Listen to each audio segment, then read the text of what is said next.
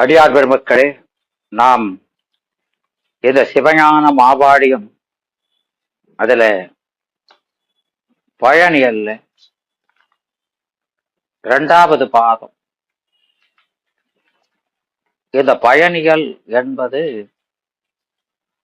ஞான பூசையின் பயனாக இந்த ஆன்மாவுக்கு நிகழ்வது முதல் பயன்.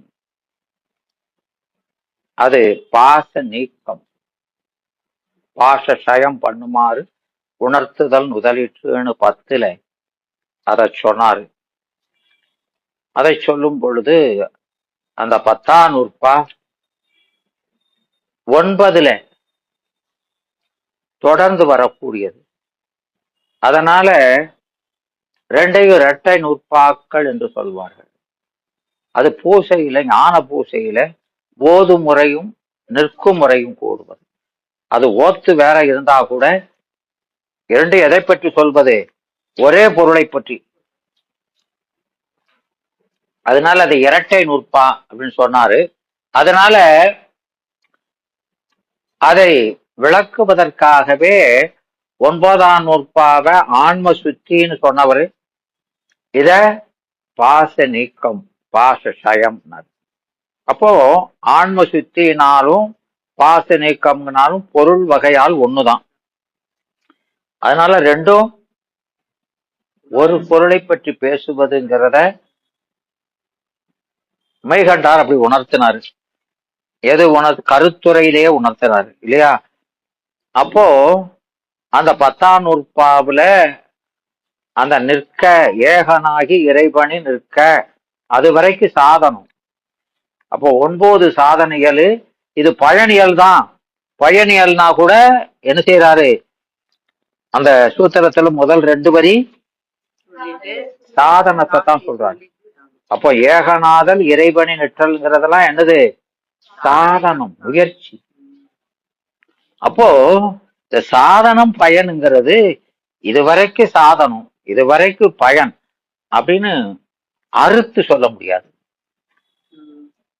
சாதனை செய்யும் பொழுதே பயன் வரும், சாதனை செய்யும் போதே பயன் விளையும். விளங்குதா? இது முடிச்சதுக்கு அப்புறம் தான் அது வரும்னு சூத்திரத்தை வச்சாலும் உள்ளபடி நிகழ்வது எப்படி நிகழும்? சூரியன் வருது, இருள் நீக்கமும் ஒளி விளக்கமும் உடன் நிகழ்ச்சி. அதெல்லாம் என்னது?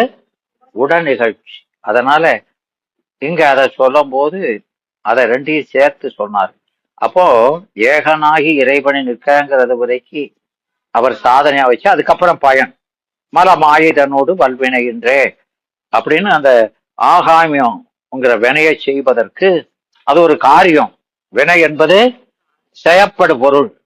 அப்போ செயப்படு பொருளுக்கெல்லாம் என்ன இருக்கணும்? செய்வோம் இருக்கணுமா? காரணம் இருக்கணும். 3 காரணம் இருக்கணும் சொல்லு. ஒரு காரணம்,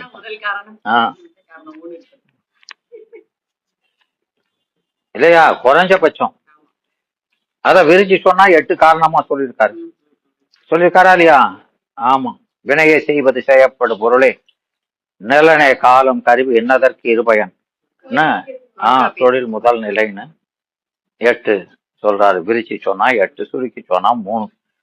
அப்போ இங்க சொல்லும் பொழுது மலம், ஆணவ மலத்தை, மலம்ங்கிறது தலைமை பற்றிய ஆணவ மலம், ஆணவ மலத்தை நிமித்த காரணமாகவும், மாயைங்கிறது மாயா காரியம் இல்லையா? தனுகரணாதிகளை துணை காரணமாகவும், பிராரத்த வினையை முதல் காரணமாகவும் கொண்டு செய்யப்படுகின்ற ஆகாமியம் என்று அந்த ஆகாமியம்ங்கிற ப்ராடக்ட் ஒண்ணு, செயற்படு பொருள் ஒண்ணு.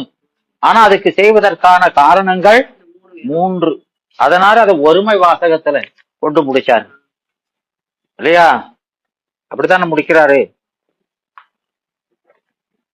அது திருக்குறள்ல சென்ற இடத்தால் செலவிடாது தீதொருகி நன்றின் பால் உய்ப்பது. சொல்லுங்க, சொல்ல மாட்டோம். அறிவு. சென்ற இடத்தால் செலவிடாது அப்படின்னா நம்ம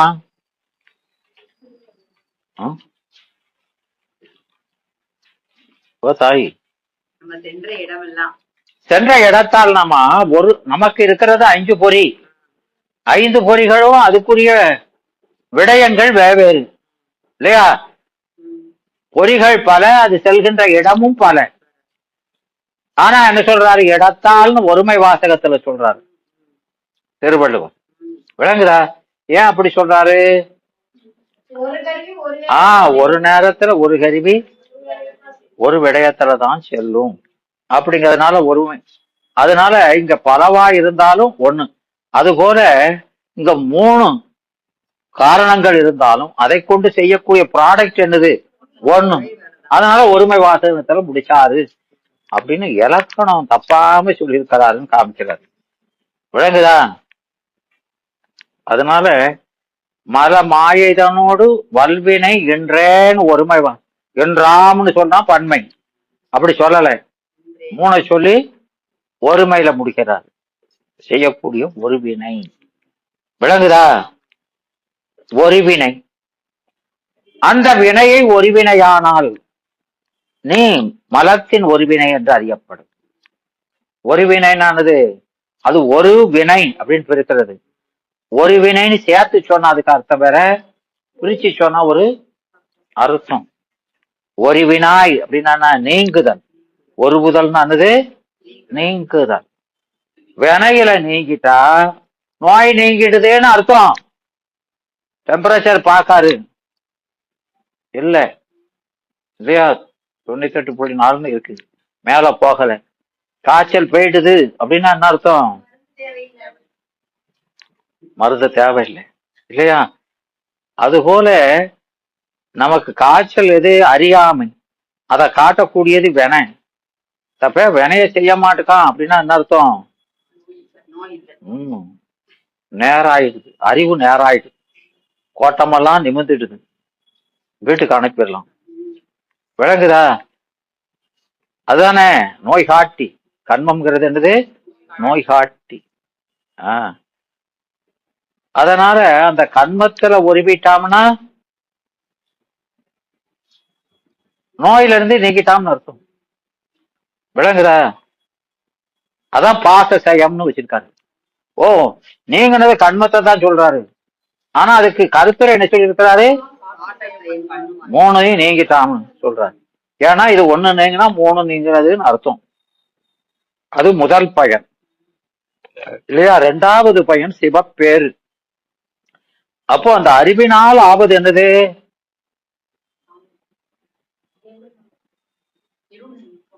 ஒரு கருவியினால என்ன நமக்கு ஆகும்?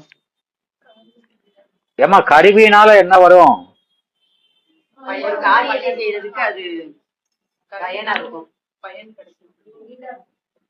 கருவியினால கருவிங்கிறது என்னது? கருவினா என்னது? அப்ப அது ஒரு காரியம் செய்வதற்கு. கருவிகள் எல்லாம் இப்ப கிரைண்டர் வாங்கி வச்சிருக்கீங்க, ஷோகேஸ்ல கொண்டு வீட்டுல வச்சுட்டு வைங்க, அது எதுக்கு?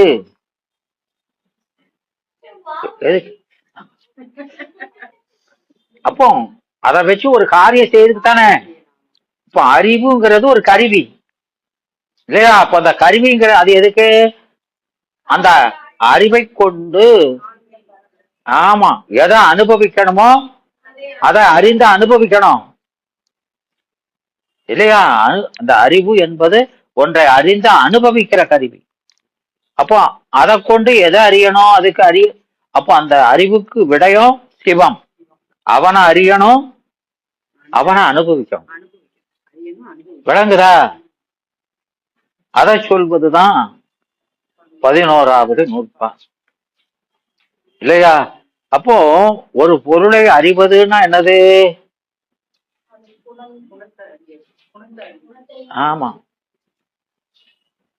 இப்போ உங்க மகளை ஒருத்தர் பொன் பாட்டு வாராரு.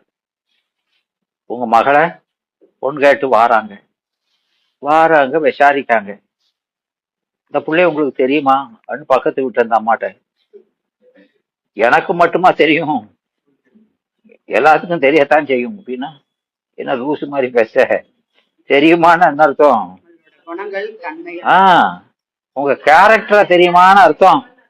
ஆள் என்ன போனா தெரியாதா? அடையா கேக்கு இல்லையா? அப்போ ஒரு பொருளை அறிவதுன்னா அதன் குணத்தை அறிவது. அப்போ சிவத்தை அறிவதுன்னா அவன் குணத்தை அறிவது. அவன் குணம் எப்படி இருக்குது? ஒரே கருணை தான் குணம். அப்ப அவனை அறிவதுன்னா அவன் கருணையை அறிவதுதான். அதான் உபகாரம். என்ன சொல்றோம்? உபகாரம். உபகாரம்னா என்னது?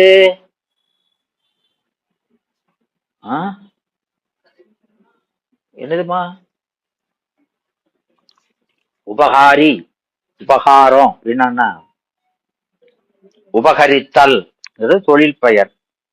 உபகாரினா அந்த தொழிலை செய்பவன், உபகாரத்தை செய்பவன் காரி.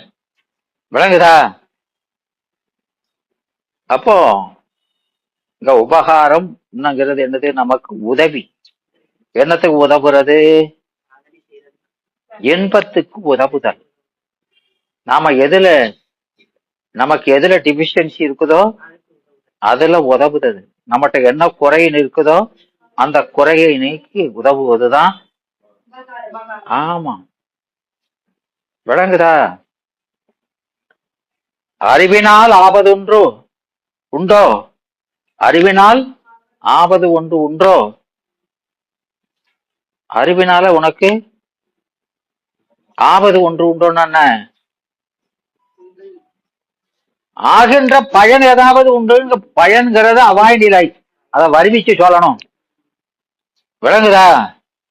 அறிவினால் ஆவது ஒன்று உண்டோன்னு அறிவினால வருகிற பயன் ஒண்ணு இருக்குதான்னு அர்த்தம். அப்போ என்னது? அது பிரிதின் நோய் தன்னை போல் போற்றா கடை. அடுத்தவன் துன்புறும் போது அந்த துன்பம் தனக்கே வருவதாக எண்ணி அந்த இறங்குகிற பண்பு இல்லைன்னா அறிவு இல்லைன்னு அர்த்தம். அறிவின் வெளிப்பாடு எப்படி இருக்கும்? இரக்கம். ஞானின்னா யாரு? ஞானினா யாருமா? யாரு உங்களை பார்த்த உடனே உங்களோட துன்பத்தை துடைக்கிறதுக்கு இறங்கி வருகிறார்களோ அவர்தான் ஞானி. போன உடனே சல்லுன்னு விழுந்துட்டான்னு வைங்க, அவன் ஞானி இல்லை. விளங்குதா? அப்ப ஞானினாலே யாரு? இரக்கம். அறிவின் வெளிப்பாடு என்னது? இறக்க, அன்புதான். அது உயிர் நிலை. என்ன சொல்றாரு? உயிர் நிலை குணம். விளங்குதா? அப்போ அவன் பேரறிவினன். பெருமானுக்கு என்ன சொல்லி இருக்கிறோம்? பேரறிவு. அப்படின்னா அவனுக்கு என்ன இருக்கணும்? பெருங்கருணை. அதுதான். அப்ப நாம துன்புறும் பொழுது அவனால சகிக்க முடியக்கூடாது. ஐயோ இந்த இப்படி இருக்குதே, இந்த பாடுபடுதே அப்படின்னு என்ன செய்யணும் அவன்? ஆமா, இறங்கணும். என்னடா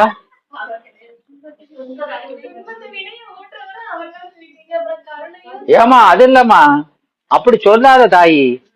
இல்லம்மா, இப்போ உங்களுக்கு உங்க டாக்டர் உங்களை பார்த்து இறக்கப்பட்டு மருந்து கொடுத்தாருன்னா வேற இறக்கம் இல்லாதவன்னு சொல்லுவியா? அது மருந்து கசக்கத்தான் செய்யும். சின்ன பிள்ளை அப்படித்தான் சொல்லும். பெரிய ஆள்கள் தேடி போய் வாங்கி சாப்பிடுவாங்க, மருந்து கொடுங்கன்னு கேட்பாங்க. சின்ன பிள்ளை நீமா இப்ப சின்ன பிள்ளையா இருக்கீங்க, அதனால அவன் செய்யறது ஆமா.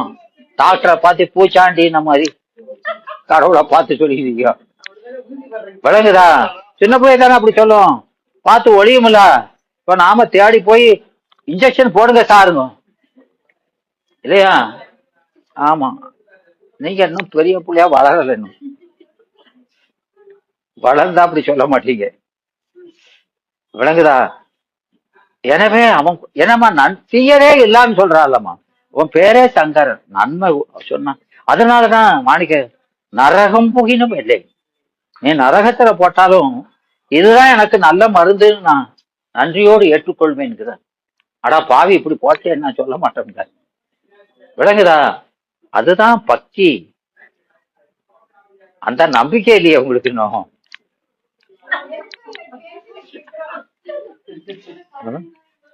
அதனால இங்க இந்த அவன் செய்கிற உபகாரத்தை நாம எப்படி பிரிச்சிருக்கோங்க? காட்டு உபகாரம், காணும் உபகாரம் ரெண்டா பிரிச்சிருக்கோம். அதனால இங்க அந்த முதல் அதிகரணத்தில் அவன் உபகாரத்தை சொல்றது, எல்லா உபகாரத்தையும் இந்த ரெண்டுக்குள்ள அடக்கி சொல்றோம் இல்லையா? அப்போ இந்த காட்டு உபகாரம்ங்கிறது என்னது?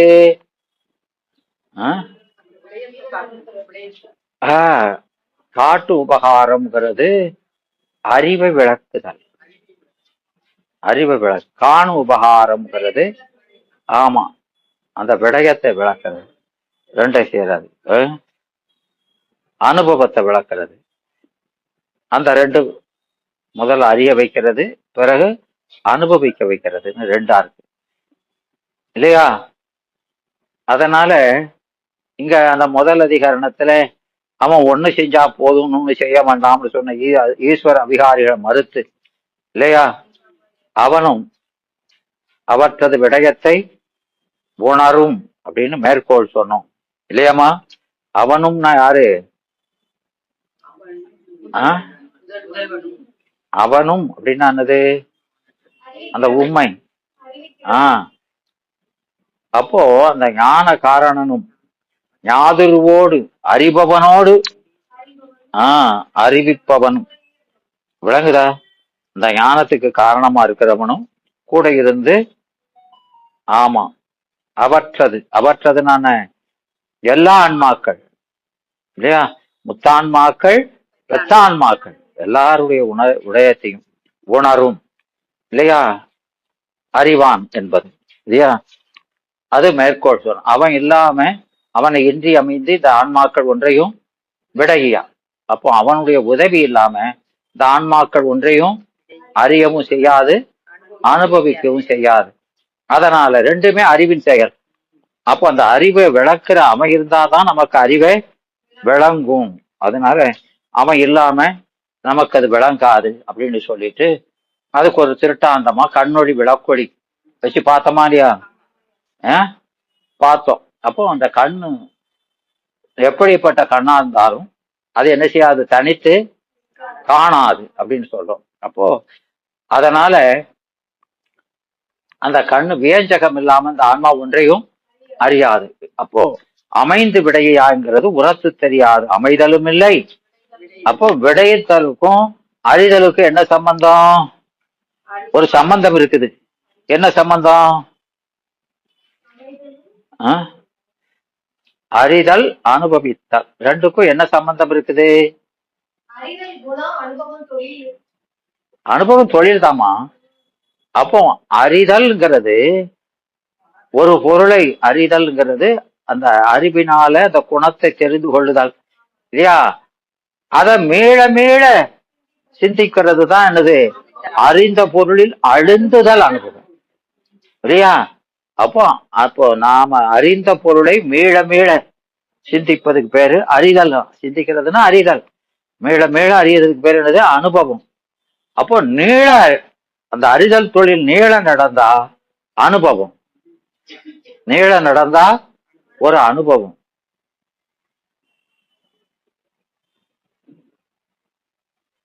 அதுதான் நேடு பூசணைங்கிறது.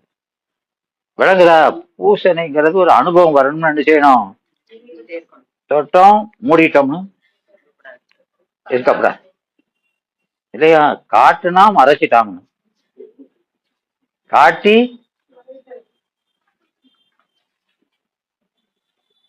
விளங்குதாடா? வெட்டிய திறந்து ஒரு பிரயோசனம் இல்லை. விளங்குதா? ஆமா. அதனால அந்த பூசணை நீடு பூசணை என்ன சொல்றாரு? நீடு பூசணை. விளங்குதா? அப்போ நாம நமக்கு ஒரு விருப்பமானதை செய்யும் போது என்ன இப்போ நமக்கு திருக்குறள்ல சொல்றாரு இல்லையா? இப்போ ஒரு அப்பர் சாமியும் ஞான சம்பந்தரும் கூடுனாங்க. கூடுனாங்களா இல்லையா? கூடுனாங்க. கூடி பிரிஞ்சாங்க. எப்படி பிரிஞ்சாங்க?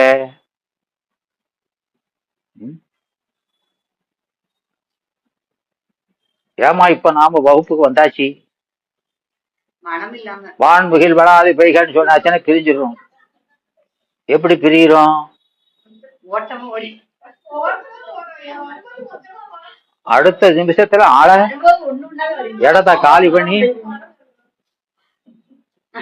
இங்க அப்படி நடந்ததா அப்படின்னு தெரியா. ஸ்கூல்ல புள்ளைய மணி அடிச்ச உடனே கப்பான்னு காலி ஆயிடுதா இல்லையா? வரும்போது ஒண்ணு ஒன்னா வருது, போகும்போது அப்படி ஓடிடுறோம். அப்போ இதெல்லாம் சுமையா இருக்குன்னு அர்த்தம். எப்பண்டா போவோம்னு நினைச்சிட்டு இருக்கோம்னு அர்த்தம்.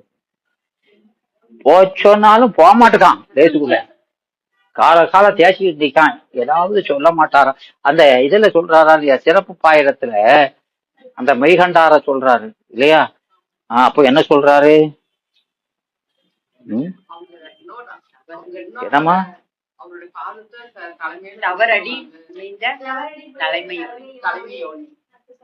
அது என்ன சொன்னாரு? அந்த ஆசிரியரை பத்தி, நூல் ஆசிரியரை பத்தி சொல்றாரா இல்லையா? அப்ப என்ன சொல்றாரு?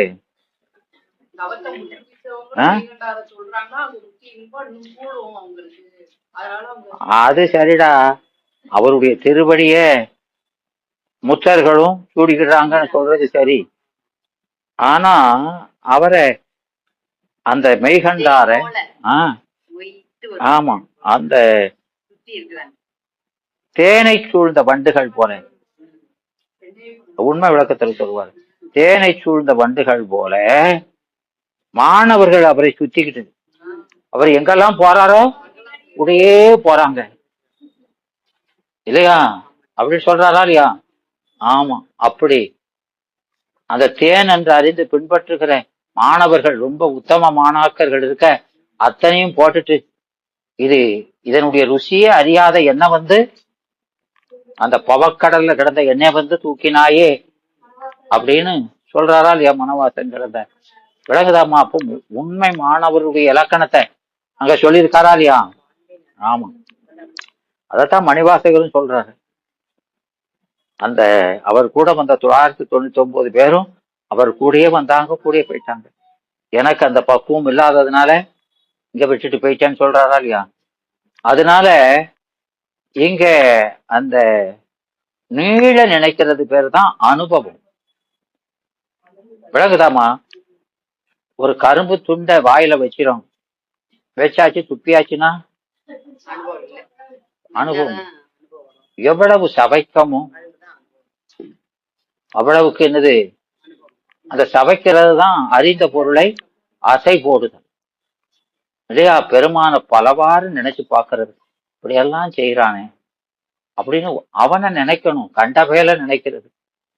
இவ இப்படி ஏசிட்டாள, இவ என்ன செஞ்சுட்டாள அப்படின்னு அசை போட்டு வினைய பெருக்கி வைக்கிறது. இப்படியெல்லாம் நினைச்சு என்ன செய்தது? வினைய பெருக்கி வைக்கிறது. யார எதை மறக்கணுமோ அதை நல்ல ஊற போட்டு நினைக்கிறது.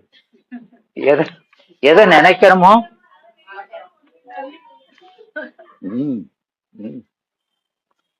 இல்லையா? அது இந்த வைணவத்துல சொல்லுவாங்க இல்லையா? அந்த ஆழ்வார் பாசுரத்துல குலம் தரும் சொல்லல, யார தெரியாதுங்க? ஆழ்வார தெரியாதுங்க?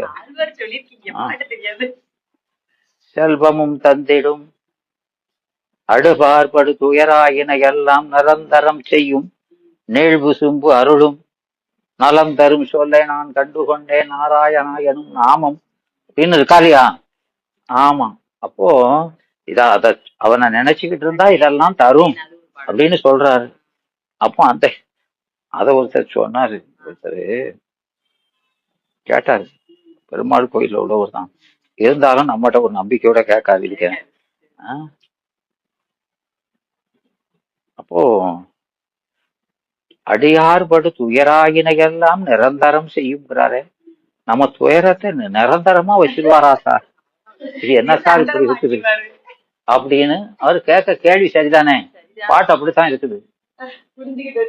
அவரு அங்க கேட்டு ஒண்ணும் தெரியல, ஒருத்தர் சொல்லலன்னு இவர் இங்க என்னமோ பேசிக்கிட்டு வச்சுக்கிட்டு இருக்காரு. இவர்கிட்ட கேப்போம், முன்ன தெரியாத ஆள் தான் கேட்கிறாரு வந்து, இது என்னது சொல்லுங்க ஐயான்னு இப்படி இப்படி சொல்லிடாரு அப்படின்னு. நிரந்தரம் செய்யணும் சொல்லியிருக்காரு. அதுக்கு இல்லை, நிரந்தரம் செய்யும், நிலந்தரம் நிரந்தரம் செய்யும்னா என்ன, தரமட்டமா ஆக்கிரும் அர்த்தம். நம்ம துயரத்தெல்லாம் தரமட்டமா ஆக்கிரும். அந்த நாமத்தை சொன்னான். நிலம் தரம்புத நிரந்தரம் படிச்சுட்டா,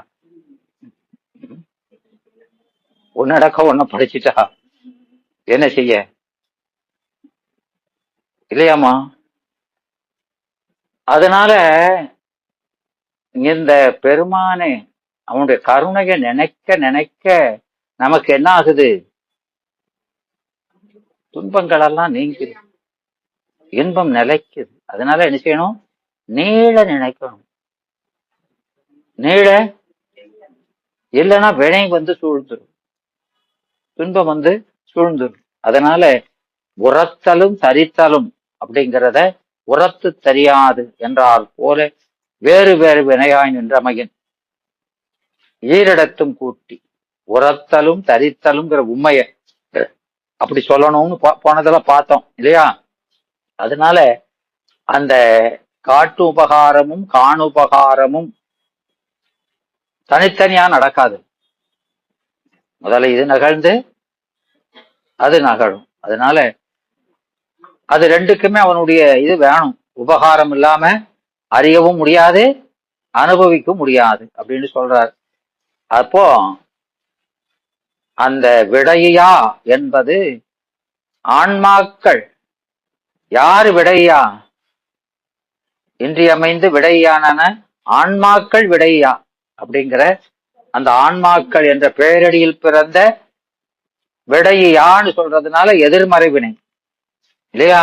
ஒன்று அறிந்து அனுபவிக்க மாட்டா அப்படின்னு எதிர்மறை அப்படின்னு பார்த்தோம். இவ்வான்மாக்கள், அதனால இவ்வான்மாக்கள் அவனை இன்றி அமைந்து ஒன்றையும் விடையா என்ற ஏது பொருளை எடுத்துக்கொண்டு எந்த பொருளை இதை விளக்கிறதுக்காக முதல் நூல் பொருளை வழிநூல் ஆசிரியர் அருள்நந்தி அவர் எடுத்துக்கொண்டு எவ்விடத்தும் இறையடியை இன்றி அமைந்து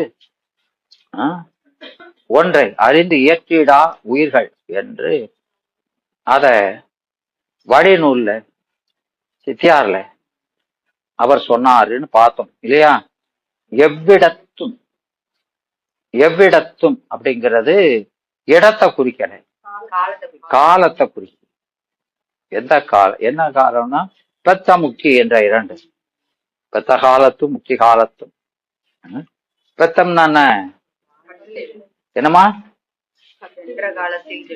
என்ன பெத்த காலம்னா என்ன? ஆமா, கேவலம் சகலம். இது சுத்தம் முக்தி. இது என்னது? சுத்தமும் முக்தியும் என்று எல்லா காலத்தும் இல்லையா? அதனால எவ்விடத்தும் இறையடியை இன்றி அமைந்து உயிர்கள் ஒன்றை அறிந்து இயற்றிடா அப்படிங்கிறாரு. எனவே இந்த இதுக்கு முந்தின பாட்டுல ஆணவ மலத்தை பத்தி சொல்லியிருப்பார். அத தொடர்ந்து இங்க சொல்றாரு. ஆணவ மலம் இருக்குதா இல்லையா? அது என்ன செய்யும்? அது அனாதி, அனாதி நித்த மலம், அது அழியாது இல்லையா? முக்தி தனியில் 3 முதல் மொழியை கேள்னு பார்த்திருக்கோமா இல்லையா? 50ல தானமா பார்த்தோம். ஆமா, அதனால அது அந்த பாடான பதை செய்வது சொல்வது போல அது குணம் இல்லை இல்லையா? அது நெல்லுக்கு உமி தவிடு போல இருக்கும். நெல்லுக்கு பூமி தவிடு முளைகள் அனாதியா இருக்கிற மாதிரி 3 மலமும் நம்மகிட்ட அனாதியாகவே இருக்குது. அதனால இது துகளற்ற அரிசி என்பான் தொக்கு இருந்து மற்றொரு நூல் தோற்றிடாவாம்பார். அந்த துகள்ங்கிறது அந்த பூமி நீங்கிற அரிசியில மீளவும் முளையெல்லாம் முளைக்காது இல்லையா? ஆமா. அதனால இது நம்ம விட்டு படிப்படியா முத்தி காலத்துல நீங்கிரும், 3 மலமும் நீங்கும். அதனால அப்படி நீங்கினாலும் இவங்கிட்ட நீங்குதுன்னா என்ன அர்த்தம்? அதனுடைய காரியங்கள் நீங்கிரும், காரியங்கள் நீங்கிரும். காரணம் இருக்கும், காரியம் வேலை செய்யாது. ஆனா யார்கிட்ட வேலை செஞ்சுட்டு இருக்கோம்? பெத்தான்மா கிட்ட வேலை செஞ்சுட்டு இருக்கும். அப்படி அப்போ இது அவனை நழுகி நிற்கும் அதெல்லாம் நாசம் என்று. அப்ப இவங்கிட்ட காரியப்படாம இருக்கு, அவன்கிட்ட காரியப்பட்டு இருக்கு, அவ்வளவுதான். விளக்குதா? ஏன்னா வியாபக பொருள்னா எல்லா பொருளும் ஒன்றோட ஒன்று கலந்துதான் இருக்கும். இப்போ ஒருத்தன் ஆரோக்கியமா இருக்காமனா அவன்கிட்ட வைரஸே இல்லைன்னு சொல்ல முடியாது, வைரஸ் இருக்கும். ஆமா, அதெல்லாம் இம்யூனிட்டி பவர் நம்மளுடைய ஜாஸ்தி இருக்கிறதுனால அது வேலை செய்யாம இருக்குது. எப்போ இம்யூனிட்டி குறைஞ்சதோ அப்போ தலையெடுத்து வேலை செய்வோம். அப்போ நீங்க சிவத்தை பற்றி இருக்கிற வரைக்கும் என்ன செய்யாது, அது வேலை செய்யாது, அடங்கி கிடக்கும். கொஞ்சம் விட்டேனா அவன் தலையை தூக்கிடுவான். விளங்குதா? அதனால இங்க எவ்விடத்தும் இறையடியை இன்றி அமைந்து ஒன்றை அறிந்து இயற்றியிடா உயிர்கள் அப்படிங்கிற அந்த ஆணவ மலத்தினின்று ஆன்மா நீங்குமெனின், அப்போ அதுல இருந்து நீங்கினது போல இறைவனையும் நீங்குமோ என்று சொல்றவங்க யாரு? வேதவாத செய்வன். ஆன்மா முக்தியில தனித்த முதலா இருக்கும்னு சொல்றவங்க. விளங்குதா? இப்போ நீங்க செம்பா இருக்கீங்க, நீங்க எப்படி இருந்தீங்க? களிம்போட செம்பா இருந்தீங்க. அதனால பிரகாசம் இல்லாம மங்கி போய் கிடந்தீங்க. இப்போ இறைவன் என்ன ஆகிட்டான்? அந்த களிப்பை நீக்கி பொன்னாக்கிட்டாரு. பொன்னானதுக்கு அப்புறம் அதுல போய் களிம்பு பற்றுமா? பற்றாது. அதனால நான் தனித்த முதலா இருப்பேன் அப்படின்னு சொல்றாங்க வேதவாத செய்வன். அதனால நாம இறைவன்கிட்ட அடங்கி இருக்கணும் அப்படிங்கிற அவசியமெல்லாம் இல்ல. அவன் ஒரு கடவுள்னா நாம ஒரு கடவுள் மாதிரி. அநேக ஈஸ்வரவாதிகள் இவங்கெல்லாம் யாரு? முக்தியில ஒவ்வொருத்தனும் முக்தி அடைஞ்சவங்க எல்லாம் கடவுள் மாதிரி தான் அப்படின்னு சொல்றவங்க. விளங்குதா? இது ஒரு பொண்ணு, அது ஒரு பொண்ணு. இந்த பொண்ணு பொண்ணானதுக்கு அப்புறம் அந்த பொண்ணினுடைய கிருபை அதுக்கு உதவி தேவையில்லை அப்படின்னு சொல்றவங்க. விளங்குதாமா? அதுக்கு களிம்பு இருக்கிற வரைக்கும் அப்பப்போ விளக்கதுக்கு ஒரு உதவி தேவைப்பட்டது. இப்போ பொண்ணானதுக்கு அப்புறம் உதவியும் தேவையில்லை அப்படின்னு சொல்றாங்க. அதை மறுக்கிறது. விளங்குதா? அதனால இறைவனை விட்டு இப்போ மலத்துல இருந்து நீங்கின மாதிரி இறைவனையும் நீங்கி நிற்கும், இறைவனையும் நீங்கி நிற்கும் என்று சொல்கிறார். அப்போ அதுக்கு விடை சொல்வதுதான் இந்த கட்டுநிலை முக்கிய நிலை இரண்டிலும் ஆன்மாவுக்கு அதான் எவ்விடத்தும். இது அவனுக்கு சொல்ற பதில் இல்லையா? இப்போ ஒரு கதையை படிக்கணும்னா முன்னால இதுக்கு முந்தின இதுல எதுல விட்டாம்னு தெரியணுமா இல்லையா? தெரியணும்ல. ஆமா, அததான் சொல்றாரு. இது முன்னால இந்த கேள்விக்கு பதிலா இந்த பாட்டை சொல்றாரு. விளங்குதா? இது யாருக்கு சொல்லக்கூடிய பதில்? என்ன கேள்வி கேட்கப்பட்டதுன்னு சொல்றாரு. அப்போ இந்த கேள்விக்கு பதில். அப்போ பெத்த முக்தி ரெண்டிலையும் ஆன்மாவுக்கு அறிவு, ஈச்சை, செயல்கள் விளங்குது இல்லையா? அவ்வாறு விளங்கிய பின்னால அது விடயத்தில் சென்று பற்றுதலும். அறிவு விளங்க மட்டும் இல்லாம எதை அனுபவிக்கணுமோ அதை போய் பற்றி அனுபவிக்குது. இதெல்லாம் எப்படி நடக்குது? இறைவனுடைய திருவருளார நடக்குது இல்லையா? ஆமா. அது அதுபோல இந்த அக்கரங்கள் இயக்குதல் பொருட்டு அவற்றோடு அகரம் போல இறைவனும் ஆன்மாவின் அறிவு செயல்களை விளங்கும் பொருட்டு உயிர்களோட கலந்திருப்பான். இப்போ ஒரு எழுத்து வருது இல்லையா? இப்ப கா அப்படின்னு சொல்றோம். காங்கிறது என்னது? உயிர்மை இல்லையா? உயிரும் மெய் இருக்கு. அப்போ அந்த உயிர்மை எழுத்த எது தோற்றுவிக்குது? அகரம், நாதம் இல்லையா? நாதம் உள்ள இருந்து அந்த காத்து வந்தாதான் அது காணாவோ சாணாவோ எதுவா இருந்தாலும் அதை தோற்றுவிக்கிறது எது? நாதம். மூல காற்று வந்தாதான் இங்க வந்தது சத்தமா வெளியா வரும். அப்படித்தானம்மா? சத்தம் அப்படித்தானே வருது. கொதவடைய இருக்க புடிச்சுக்கிட்டு பேசுனா கொதவடைய திறந்து வச்சாலே பேச மாட்டியோ இல்லையாமா?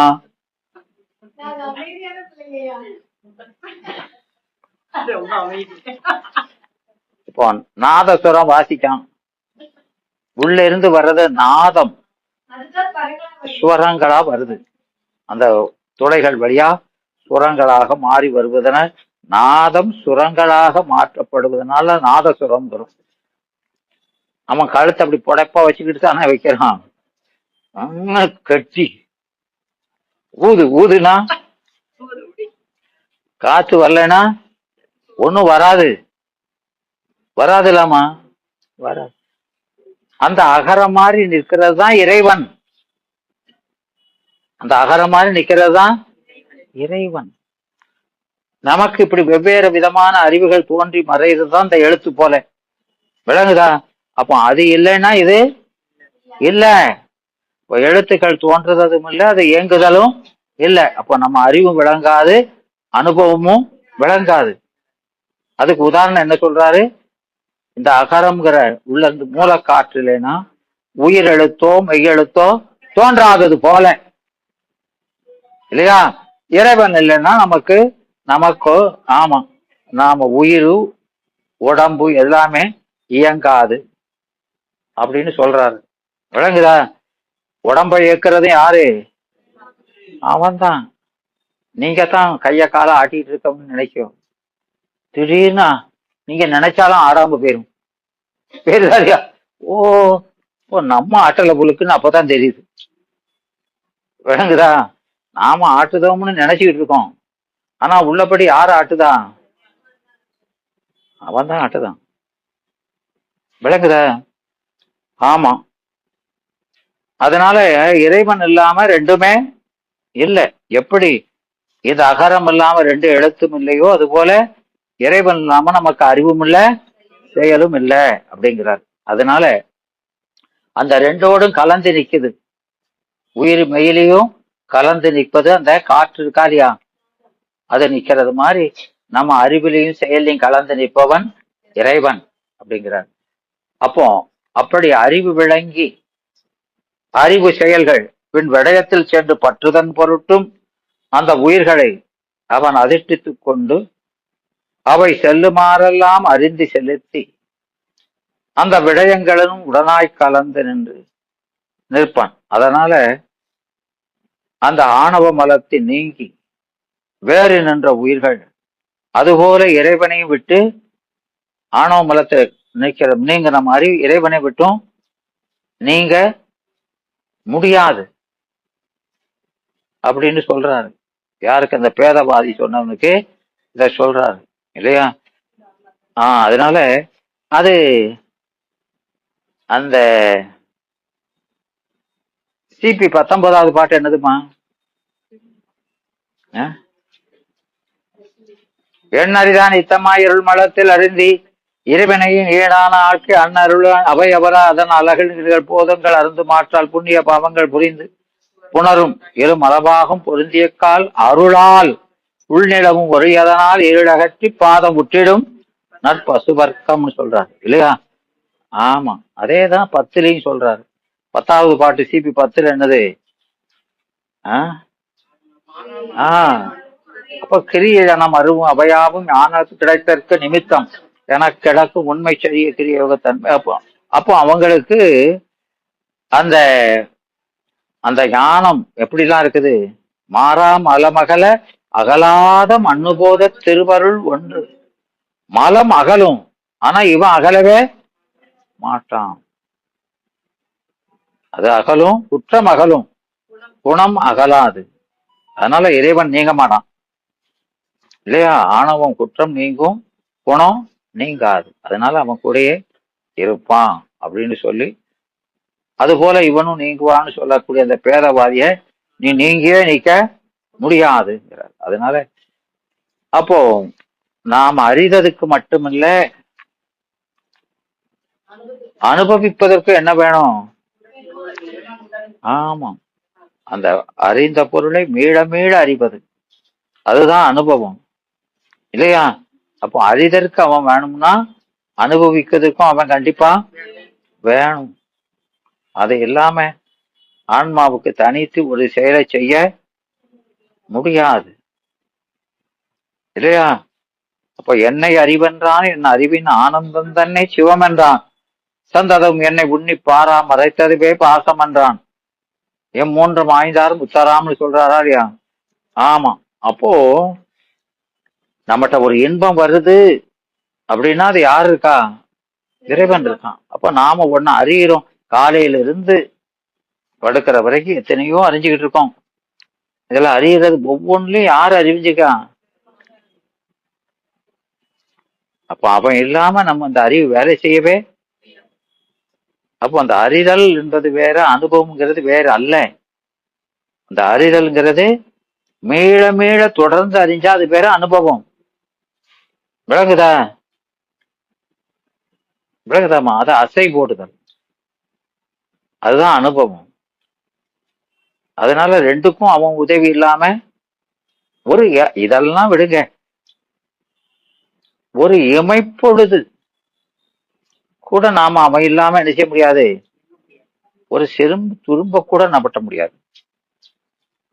ஒரு சிறு துரும்ப கூட நம்மால உணர்த்தில் உணர்வேன், உணர்த்தாயல் ஒரு கணம் கணத்தும் உணரும் வகையறியான் ஆயேன் சொல்றாருலாமா? எதுல சொல்றாரு? சிவபோக சாரம். எல்லாம் கரைச்சு குடிச்சாச்சு, எல்லாம் கரைச்சு குடிச்சாச்சோமா? கரைச்சிக்கிட்டு இருக்கோ. படிக்கணும், அதெல்லாம் லேசா இருக்கும்.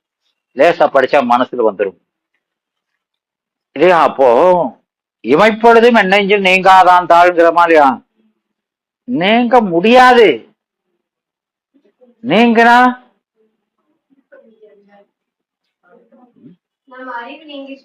துணையிலி பிண நெஞ்சே, நீங்கனா பிணம் இல்லையா? குணம் நீங்கனா பிணம்தான். விளங்குதா? சிவம் நீங்கனா சபம், சிவம் நீங்கனா நாம சபம். அதான் சொல்றாரு பிணம்ங்கிறாரு இல்லையா? அப்ப நமக்கு உயிர், இந்த உயிர் இருக்குன்னா உயிருக்கு உயிர் அவன், உயிருக்கு உயிராயினாய் எம்பெருமான் சொல்றாரு, உயிருக்கு உயிர் இல்லையா? அப்ப உயிர் அது ஒரு காலம் நம்ம விட்டு நீங்க கூடாது.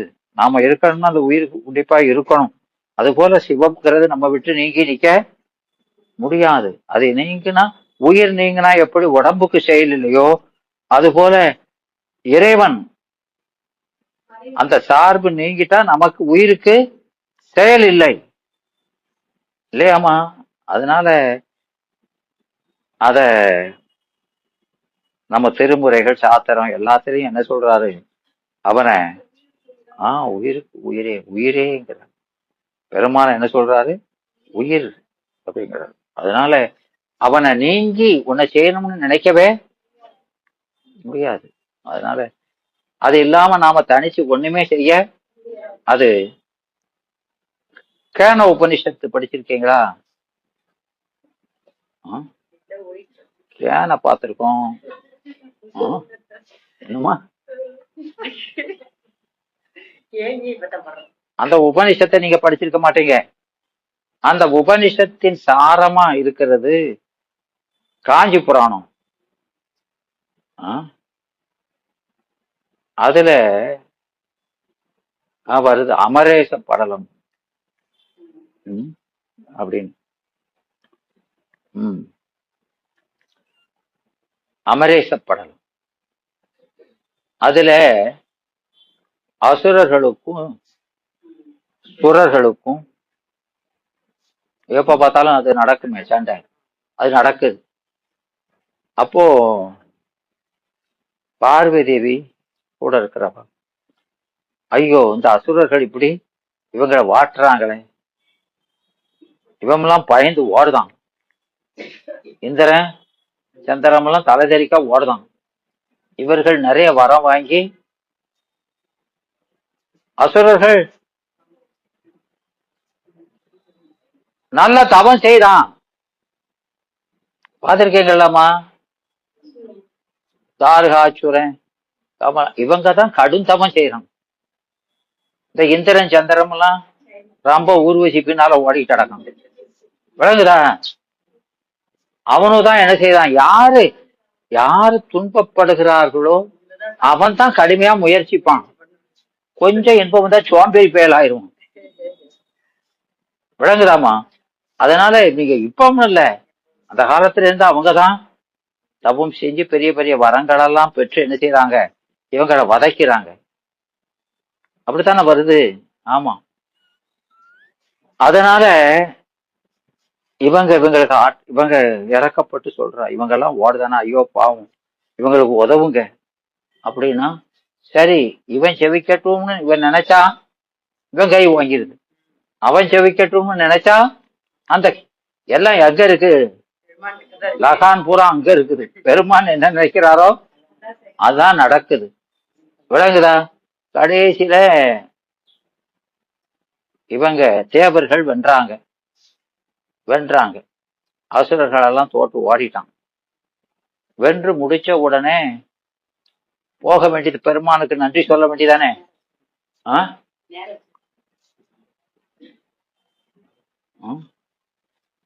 அதுக்கு பதில் என்ன செய்யறாங்க அப்படின்னா, இந்த வெற்றிக்கு காரணம் யார் அப்படின்னு தங்களுக்குள்ள ஆராயிறாங்க. ஆராய்ச்சியே தேவையில்லை. விளங்குதாமா? இதுதான் இந்த சுரரும் அசுரரும் எங்க இருக்காங்கங்காரு.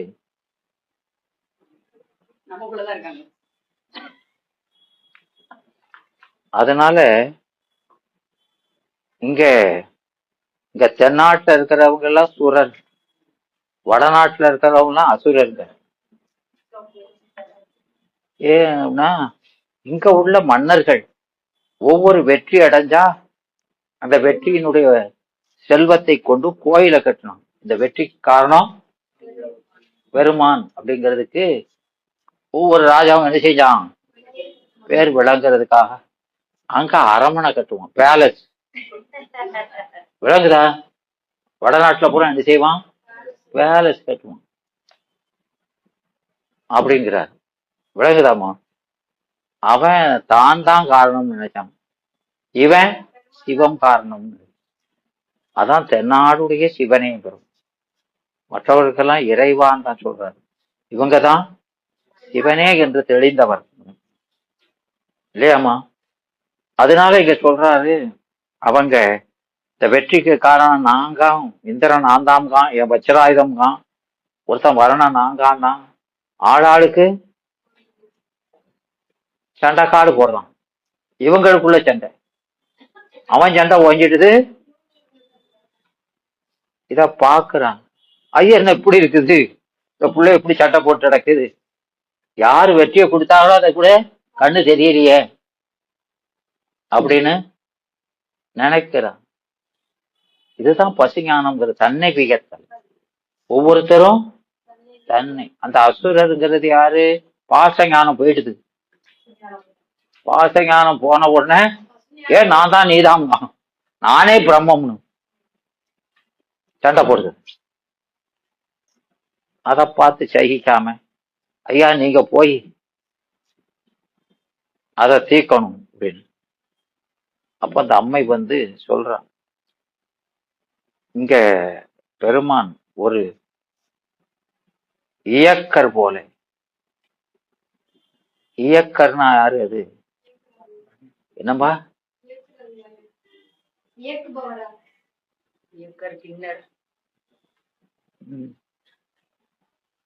சொல்லுங்க. எசக்கி எசக்கி அம்மா எல்லாம் சொல்றீங்க, அவங்கதான் இயக்கர். அவங்க எங்க இருக்காங்க? என்னப்போ அதான் சொல்லிட்டு தான் இருக்குது. ஞாபகம் வச்சிருக்கல, அதுக்கு உனக்கு ஒரு கும்பிடு போடணும். ஆமா, யார் யாரு இந்த தேவர்கள் எவர் யாரு எந்தெந்த தத்துவத்துல இருக்காங்கன்னு தெரியணும். இதெல்லாம் தெரிஞ்சிடும். தெரிஞ்சாதான் இறைவன் எவ்வளவு உயர்ந்தவன், இவனெல்லாம் கூப்பிடக்கூடாது, இவன் நம்ம ஆளுன்னு தெரியும். இந்திரன் ஆகாயத்துல இருக்கிறவன் இல்லையா, கந்தர்வ காத்துல இருக்கிறவன், இப்படிலாம் பார்த்தோமா இல்லையா? ஆமா, இவெல்லாம் இங்கதான் கிடக்காவோ. எல்லாத்தையும் தாண்டி இருக்கவன் யாரு? அப்ப இங்க இருக்கவங்க எல்லாம் நம்ம ஆளு, ஆன்ம வர்க்கம். இவங்க எல்லாம் யாரு? ஆன்ம வர்க்கம். விளங்குதாமா? நம்ம விட மேல் கிளாஸ் படிக்கான், நம்ம 1ஆம் கிளாஸ் படிக்காம 5ஆம் கிளாஸ் படிக்கான். அவனை போய் படிச்சு பிடிச்சி அவன் அப்படி நினைக்க முடியாது. கடவுளுக்கு ஒப்பாக்க மாட்டார்கள். விளங்குதா? அதனால அவன் வந்து ஒரு சின்ன துரும்ப கொண்டாந்து, உங்களுக்கு ஒரு டெஸ்ட் வைக்கிறேன், இதுல யார் பாஸ் பண்ணீங்களோ அவன் தான் கடவுள் அப்படிங்கிற. சரி வைங்க. ஒரு துரும்ப எடுத்தாரு. அந்த துரும்ப இத நீங்க லேசா வளைச்சிருங்க பாப்போம், இந்த துரும்ப வளைச்சிருங்க அப்படிங்கிறார். அத வருணன் சொல்லுதான், வளைக்கவா? நான் பெரிய வெள்ளம்மா வரும்போது பெரிய மலையையே இழுத்துக்கிட்டு போயிடுவேன். இந்த துரும்பு எம்மாத்திரம் இல்லையா? ஆமா, ஆற்றில் பட்ட துரும்பனன்னு பழமொழி கூட கேட்டது இல்லையா?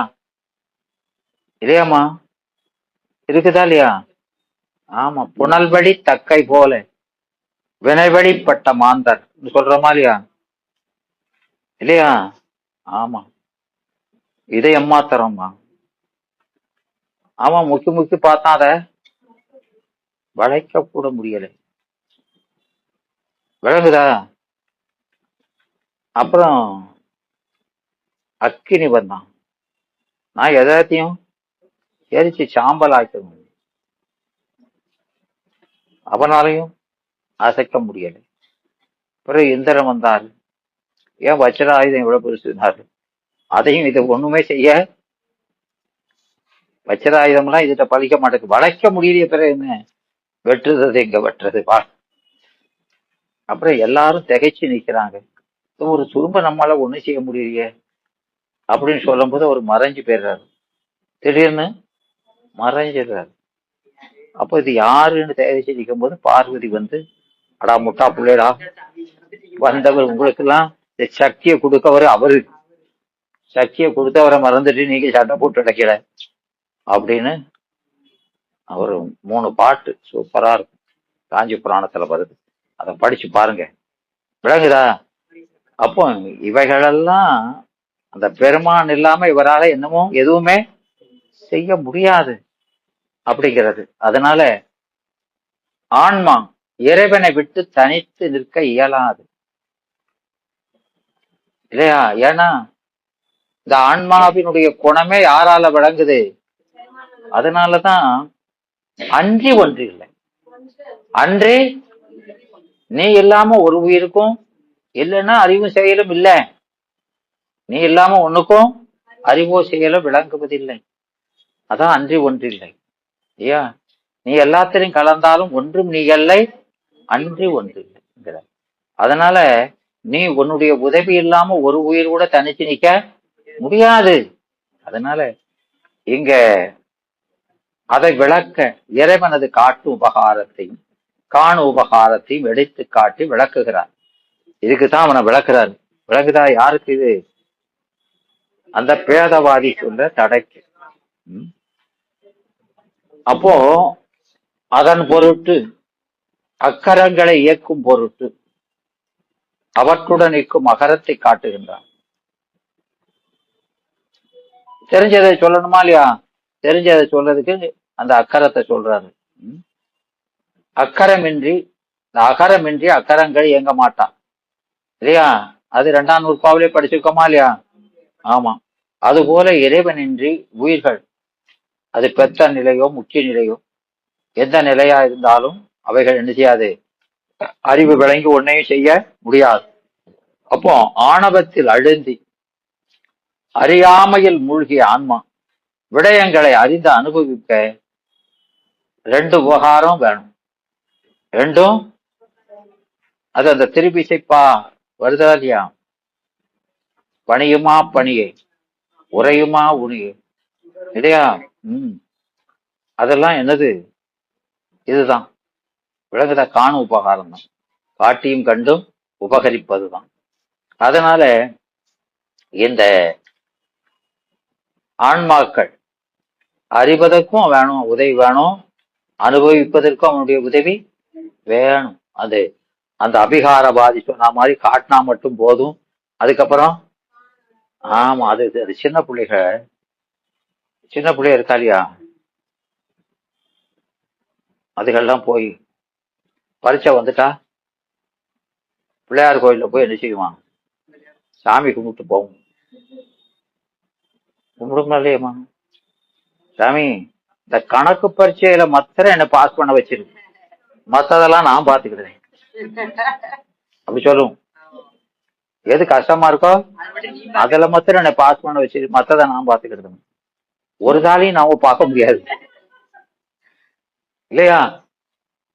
அது மாதிரிதான் நாம கஷ்டம் வரும்போது இதை மாத்திரம் காப்பாத்தினா போதும்னு நினைக்கும். ஒரு விடையை அவன் இல்லாம நாம என்ன செய்ய முடியாது? ஒன்ன கூட செய்ய முடியாது இல்லையாமா? அந்த குழந்தைகளை மாதிரிதான் நாம நினைக்கும். இதை மட்டும் செஞ்சா போதும், அதை மட்டும் ஒரு துரும்பவே அசைக்க முடியாது அவன் இல்லாம. விளங்குதா? அதை நாம இன்னும் உணர்தல் இல்லை. ஒவ்வொரு துன்பம் வரும்போது இதெல்லாம் மட்டும் காப்பாத்தினா போதும், மற்றதெல்லாம் நாமே செய்வதைத்தான் நினைச்சிட்டு இருக்கோம். விளங்குதா? அப்ப உண்மையே நாம இன்னும் எத்தனை பிறவி பிறந்து லோல் பட்டாலும் இன்னும் உண்மைய. அதனால இங்க அத சொல்றாரு, ஆணவத்தில் அழிந்து அறியாமையில் மூழ்கிய ஆன்மாக்களை ஆன்மா விடயங்களை அறிந்து அனுபவிக்க இந்த 2 உதவியுமே வேணும். விடயங்களை அறிய ஆன்மாவின் ஞானக்கிரியா சக்திகள் செயல்படுவதற்கு அத ஏன்னா நாமல்ல இந்திரியம் நம்படியின் அல்ல வழிநாம் அல்ல நாமும் அரணுடைமை. இது எங்க படிச்சீங்க? 10ல தான் இல்லையா? அப்போ இந்த கருவிகளை நம்ம வசத்துல இல்லை. அப்போ அதை செயல்படுத்துறதெல்லாம் யார் செயல்படுத்தணும்? ஆமா, கருவியை கூட்டி அதுக்கு வேலை செய்ய வச்சு நமக்கு அது கொண்டு அறிவையும் எல்லாத்தையும் அவன் தான் செய்யணும். இவ வெறும் பொம்மை மாதிரிதான். ஒன்னையும் நான் செஞ்சு நீ கொஞ்சம் செஞ்சா போதும், மிச்சதான் நான் செஞ்சுக்கிறதெல்லாம் ஒன்னையும் செய்ய முடியாது. அதனால இந்த பாட்டுல சொல்றாரு, அந்த ஒவ்வொன்னுக்கும் அதை நாம அந்த சூத்திரத்துல பார்க்கும்போது இல்லையா, அந்த சூத்திரம் எப்படிமா எழுதணும்? காணும் கண்ணுக்கு காட்டு உளம் போல காண உள்ளத்தை கண்டு காட்டலி அயரா அன்பின் அகங்கடல் செல்லுமேனும். இதுல அந்த ஓமைக்கும் பொருளுக்கும் என்ன மாதிரி எல்லாம் எதெல்லாம் சேர்த்தோம்? என்னம்மா சேர்மானம் இதெல்லாம் சேர்க்கணும் சொல்லு. ஓமையில இதெல்லாம் அடையெல்லாம் சேர்க்கணும். பொருள் என்னெல்லாம் சேர்க்கணும் சொல்லுமா.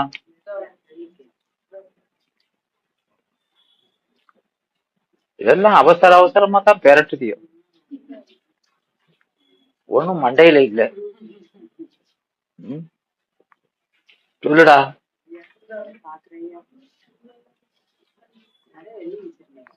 காணும் அப்படின்னு ஓமை அடைய பொருளை சேர்க்கணும் இல்லையா? அப்புறம் காட்டலின் அப்படிங்கிறத இது இங்க சேர்க்கணும் இல்லையா? காணங்கிறத 2 இடத்துலயும் சேர்க்கணும், 2லயுமே இருக்காது இல்லையா? அப்போ காணும் கண்ணுக்கு காண காட்டி காண்டலின் அப்படின்னு சொல்றோம் இல்லையா? பொருளுக்கு சொல்லும் போது எப்படி சொல்றோம்? காணும் உள்ளத்தை, காணும் உள்ளத்தைங்கிற உள்ளத்துக்கு, உள்ளத்தை இல்ல உள்ளத்தை காட்டல, உள்ளத்துக்கு காட்டுறாரு இல்லையா? அப்போ அந்த உள்ளத்துக்கு கொடைப்பொருளாக்கணும். 4வது வேற்றுமை போட்டா கொடைப்பொருள். உள்ளத்துக்கு கண்டு காண, காணும் உள்ளத்துக்கு காண கண்டு காட்டி காண்டலை அப்படின்னு கண்டுன்னு 3 எக்ஸ்ட்ரா சேர்க்கணும் இதுல பொருளுக்கு. விளங்குதா? புரியுதாடா? ஆமா. அதனை, அதனை எதனை அந்த காட்டியும் கண்டு அதனை அயராமையால் ஆகிய அன்பின், அயராமையால் ஆகிய அன்பன் அரண்கடல் செல்லும் அப்படின்னு அத சொல் வகை செய்துகிடணும், சொல்ல வகை செய்துகிடணும். விளங்குதா? அதனால இப்போ முதல்ல விடயங்களை அறிய ஆன்மாவினுடைய ஞானாக்கிரியா சக்திகள் செயல்படுவதற்கு அதை தகுதிப்படுத்தணும். ஞானாக்கிரிய சக்திகள் செயல்படுவதற்கு அதை தகுதிப்படுத்தணும் இல்லையா? இப்போ உலக விடயமா இருந்தா என்ன செய்யணும்? கலை வித்தை அராகம். எதுக்கு கலை? என்னதுக்கு? கிரியாசக்தியை விளக்குறதுக்கு கலையை விளக்கணும், ஞானாசக்தியை விளக்குறதுக்கு வித்தையை விளக்கணும், இச்சாசக்தி வளரணும்னா ராகத்தை இல்லையா? அந்த 3ஐயும் விளக்கிக்கிட்டு தான் என்ன செய்யணும்? ஆமா, இந்த காட்டு அப்படின்னா காணுதல் இல்லையா? செய்யணுமா இல்லையா? அதே மாதிரி முக்கியில என்ன செய்யணும்? என்னமா முக்கியில என்ன செய்யணும்?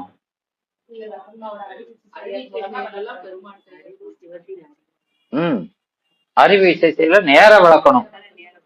கலை வித்தை ஆராகம்னு தத்துவம் மூலம் விளக்குனதுக்கு பதில் என்ன செய்யணும்? நேர விளக்கணும். இறைவனுடைய அறிவு நம்முடைய அறிவை விளக்குவதாகவும், இறைவனுடைய இச்சாசக்தி ஆன்மாவினுடைய இச்சாசக்தியை விளக்கவும், இறைவனுடைய கிரியாசக்தி ஆன்மாவினுடைய கிரியாசக்தியை விளக்குதலும் ஆகிய இங்க அறிவு இச்சை செயல்களை இறைவனுடைய அறிவு இச்சை செயல்கள் நேர்பெற விளக்கணும். விளங்குதா? இப்படி விளக்குனா அது பேர் என்ன பேரு?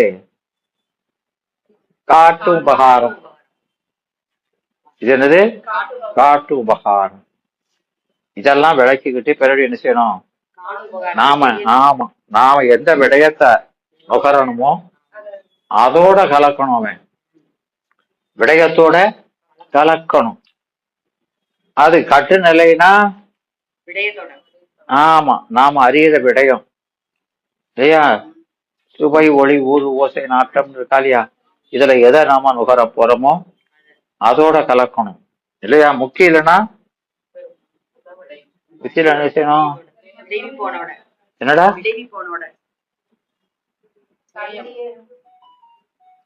ஆன்மாவுக்கு அதுல ஆன்மாவோட கருவியை விளக்குது, இது விடவி பொண்ணோட விளக்குது. அங்கேயும் அறிவைத்தான் விளக்கணும். அறிவு மூலம் விளக்குனா இங்க நேர விளக்கணும் இல்லையா? அப்போ நேர விளக்குனா அது பேர் என்ன பேரு? அதான் சிவஞானம் இல்லையா? சிவஞானத்தை விளக்குவது இல்லையா? ஞானத்தை விளக்குவது. அப்புறம் காணு உபகாரம் இது என்னமா? அது என்னது? இதெல்லாம் விளக்கியாச்சு. அப்புறம் காணு உபகாரம். அப்ப சிவஞானத்துக்கு விடையும் சிவமே. அது தன்னை விளக்குதல். என்ன விளக்குறது? தன்னை விளக்குதல். அது எப்படி விளக்கணும்? எப்படி? பயனை அனுபவிக்க செய்தல் தானே காணும் உபகாரம். ஆமாம்மா, தன்னை எப்படி விளக்குறது?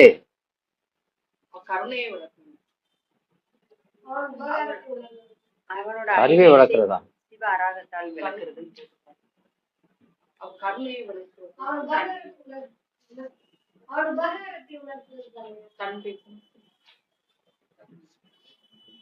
ஏமா கருவி மூலம் விளக்குறது விடயத்துக்கு, இப்ப நேர விளக்குறது நம்ம அறிவு இசை செயல விளக்குனது காட்டு உபகாரம் சொல்லிட்டோம்.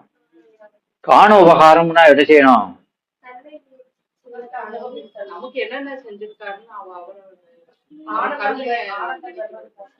அப்போ இந்த அறிவு விளங்குனது தவிர விளங்கிய அறிவுல அவன் என்ன செய்யணும்? தன்னை விளக்கணும். எதை விளக்கணும்? விடமாகிய தன்னை விளக்கணும் இல்லையா? அப்போ அங்க சிவஞானத்தை விளக்கிக்கிட்டு அதுக்கப்புறம் தன்னை விளக்கணும் இல்லையா? அப்போ தன்னை விளக்குறதுன்னா தன்னுடைய உபகாரத்தை விளக்குறது. விளங்குதா?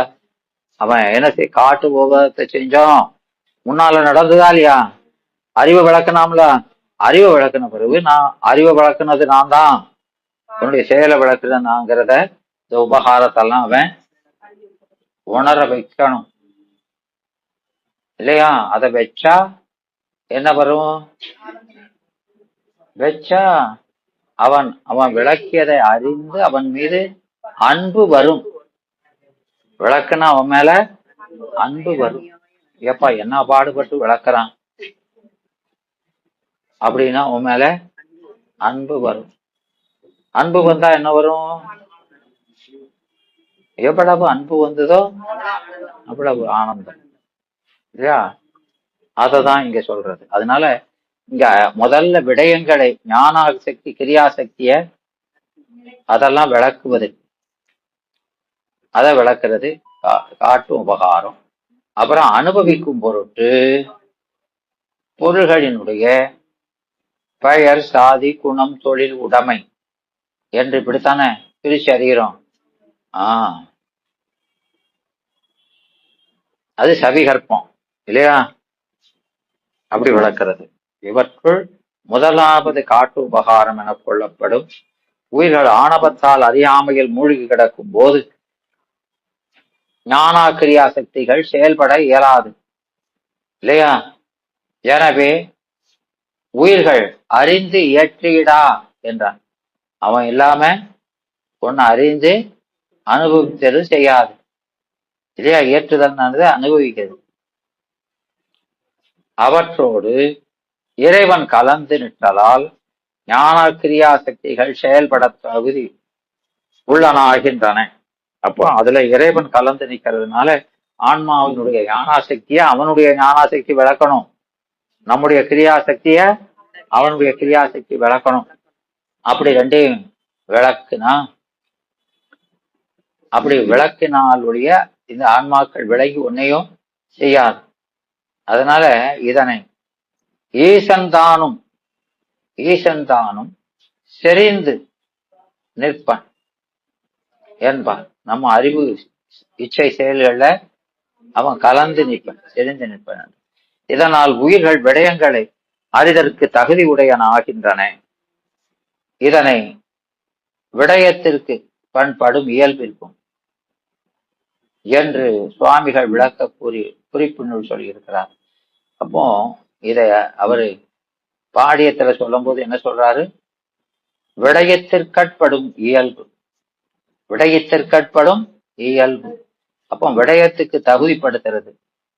உயிர்கள் அறிந்திடா என்பதனால உயிர்களின் செயலற்ற நிலையும் ஈசன் தானும் செறிந்து நிற்பன் என்றதனாலே உயிர்கள் ஞானாக்கிரியா சக்திகள் செயல்பட தகுதி உள்ளனவாம் நிலையும் பெறப்படுகிறது. எனவே அப்போ இந்த ஆன்மாக்களுக்கு அந்த உயிர்கள் அறிந்திடாங்கிறதுனால உயிர்களுக்கு சுதந்திரமா ஒரு அறிதல் செயலோ கிடையாது என்பதும், ஈசன் செறிந்து நிற்பன் என்றதுனால உயிர்களுடைய அறிவு இச்சை செயல்களை அவன் தான் அதோட கலந்து நின்றுதான் விளக்குவான் இல்லையா? ஆன்மாக்களோடு என்ன செய்யணும்? கலந்து. இவன் அந்த அறிவு இச்சை செயல் அவனுடைய குணம் கலந்து நிற்கான். அதோட அந்த விளக்குறவனும் நம்மோட கலந்து நின்றாலன்றி நம்முடைய அறிவு இச்சை செயல்கள் விளங்கி ஒன்ன பார்க்க மாட்டோம் அப்படின்னு சொல்றார். அதனால ஈசன் தானும் செறிந்து நிற்பான். நம்ம அறிவுல அவனுடைய அறிவு செறிதல்னானது அதான் அத்துவிதம். இது அறிஞ்சுதா அது அறிதானே. கண்ணு இருக்கு, கண்ணு பார்க்கணும்னா அந்த கண்ணொளியோட சூரிய ஒளி செறிந்து நின்றால்தான் பார்க்க முடியும் இல்லையா? என் கண்ணுல தான் ஒளி இருக்க, சூரிய ஒளி வேண்டாம் அப்படின்னு லைட் அணைச்சிட்டு பார்த்தோம்னா என்ன தெரியாது. பக்கத்துல முன்னால நின்னாலும் தெரியுமாமா? தெரியாது. நல்ல கண்ணுதான், கண்ணு நல்ல கண்ணுதான். ஆனாலும் அந்த சூரிய ஒளி இல்லாம கண்ணுக்கு காட்சி இல்லை என்பது போல சிவபெருமான் விளக்குற அந்த சிவசூரியன் இல்லாம ஆன்மாவுக்கு அறிவு விளக்கம் இல்லை இல்லையா? குருட்டு கண்ணும் நல்ல கண்ணும் ஒண்ணு போலதான் இருக்குது. குருட்டு கண்ணும் அப்போ நமக்கு இறைவன் நம்ம அறிவுல கலக்கலைன்னா சடப்பொருளும் சித்து பொருளும் ஒண்ணுதான். சடப்பொருள் எப்படி இருக்கோ, கோயில அந்த கல் தூண்லாம் நிக்கிறாளியா, அதே மாதிரிதான் நாமும் கோயில போய் நிக்கிற மாதிரியா. கல் தூண் மாதிரி நிக்கிறா, எப்படி நிக்கும்? எப்படிமா சொல்லுடா. எப்படி நிக்கிறோம்னா பெருமான் தான் சொல்லணும். எப்படி நிக்கிறோமோ அதை பெருமான் தான் சொல்லணும். இவ தன்னை மறந்து நிக்கணும். தெரியாதையா நான் எப்படி நிக்கணும்னு என்னால சொல்ல முடியாது. ஏன்னா நான் தன்னை மறந்து நிக்கேன். அப்படி சொல்லல. நம்ம நிக்கிற நிலைமை அவருக்கு தனியா தெரியும், நமக்கு எப்படியா தெரியும்? ஏமா நீ ஒண்ணு செஞ்சதை நீ சாப்பிட்டா நீ சாப்பிட்டது தெரியாதா? எனக்கு என்ன தெரியும்? நடிச்சோமா என்னங்க தெரியாது இல்லையா? பொய்யாதான் நம்ம நடிக்கிறோமான்னு தெரியாதுல்ல, அது அவருக்கு தானே தெரியும். நீ உனக்கு தெரியாதா? உனக்கு பாக்கிறோம் பாக்கலன்னு தெரியாதா?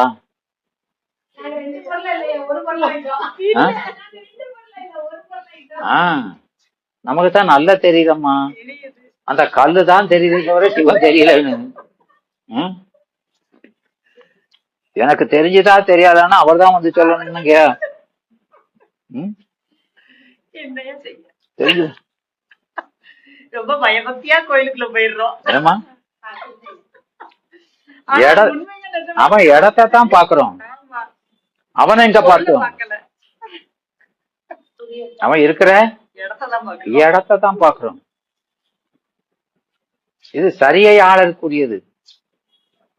கிரியையாளர் யோகி ஞானிகளுக்கெல்லாம் உள்ள நேரம் வேற.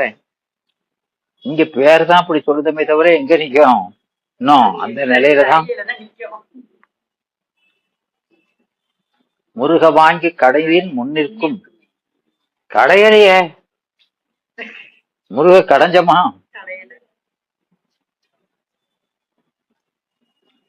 பிறகு அப்படியேதான் நிக்கிறோம். அதனால அவனை பார்க்கறதுக்கு நமக்கு இப்போ பாச ஞானம் இருக்கு. உலகத்தை பார்க்க கல்ல பார்க்கிற அறிவை தான் விலைக்கு அதை காட்டலாம்.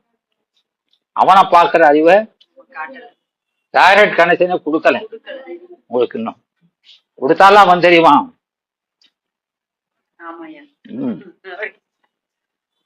இப்பமா இறைவனை பார்க்கணும்னா ஞானம்னு ஒரு கண் வேணும்.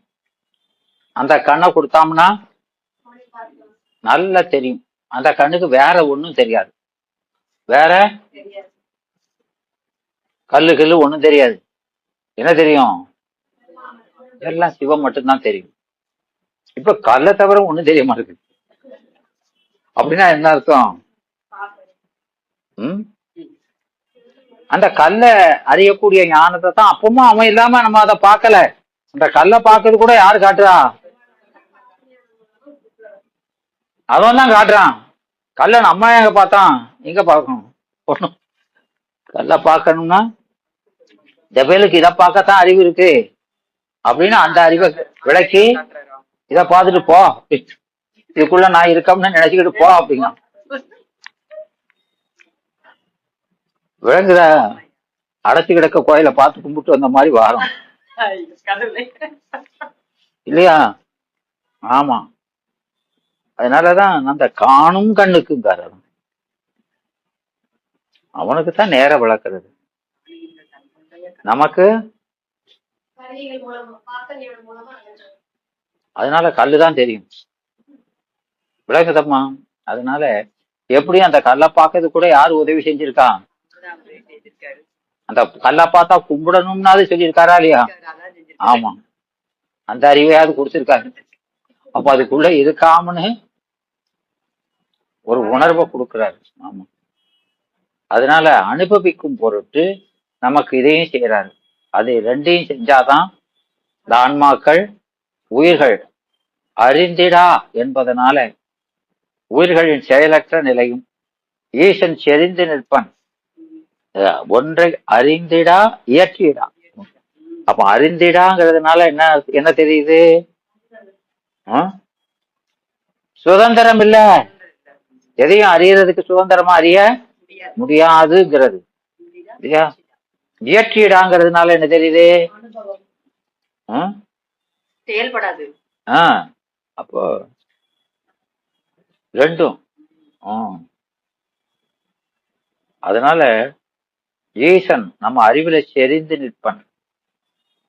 அப்போ நம்ம அறிவு இச்சை செயல் எல்லாம் யாரால விளக்கப்படுது? இறைவன் தான் விளக்குறாரு. எனவே நாம எதை அறிஞ்சாலும் அதை விளக்குறது யாரு விளக்குறா? இறைவன் தான் விளக்குறான். அவன் இல்லைன்னா நமக்கு இந்த கல்லை கூட பார்க்கறதுக்கு கூட இறைவன் உதவி இல்லாம முடியாது. எதையும் ஒண்ணுமே அறிய முடியாது. அதனால இங்க உயிர்களுடைய ஞான கிரியா சக்திகள் செயல்பட தகுதி உள்ளனவாம் நிலையும் பெறப்படுது.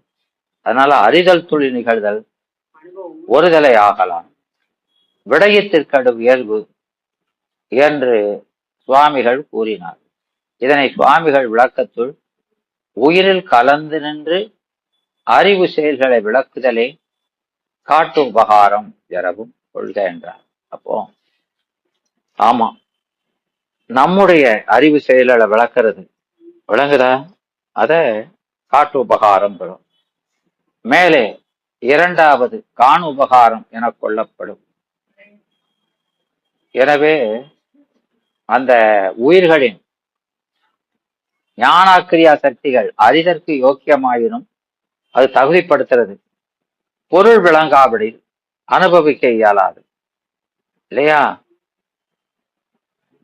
அதனால புறப்பொருள்களையும் பெயர் சாதி முதலிய வேற்றுமைகளோடு உயிர் அறிய வேண்டும். பிறவிக்குருடன் கண்பெற்றாலும் பொருளை காட்டி விளக்கினால் அன்றி அறிந்து கொள்ள இயலாமை போல விளங்குதா? அதனால இறைவனும் பொருள்கள் விளங்குதற் பொருட்டு அந்த உயிர்களை அதிர்ச்சித்துக் கொண்டு அவை செல்லுமாறெல்லாம் அறிந்து செலுத்தி அந்த விடயங்களில் கலந்து நிற்பன்.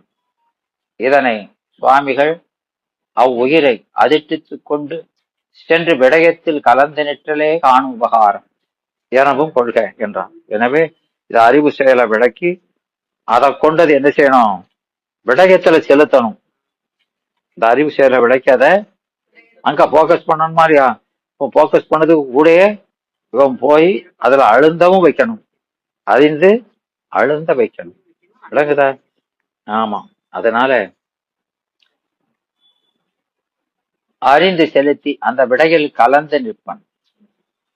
அவ்வுயிர்களை அதிர்ச்சித்துக் கொண்டு சென்று விடயத்தில் கலந்து நிற்றலே காணு உபகாரம் என்று கொள்க என்று விளக்கத்துள் கூறினார். அதனை ஆசிரியர் தோற்றும் போது அவனை இன்றி தோற்றாயனவும். என்ன தோற்றும் போது? அறிவு தோற்றும் போது, இவ்வுயிர்கள் தோற்றும் போது இருக்கிறாரு. அதான பாட்டுல இருக்கு. ஆமா, இவ்வுயிர்கள் தோற்றும் போதுன்னா இதுக்கெல்லாம் மத்தவங்க முறைய பாத்தீங்கன்னா இவ்வுயிர்கள் பிறக்கும் போது அவன் இல்லாம பிறக்காதுன்னு எழுதியிருக்காங்க. அப்படி எழுதக்கூடாது.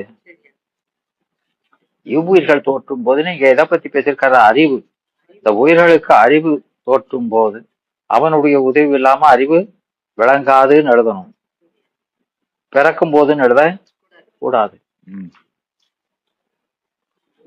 அதனால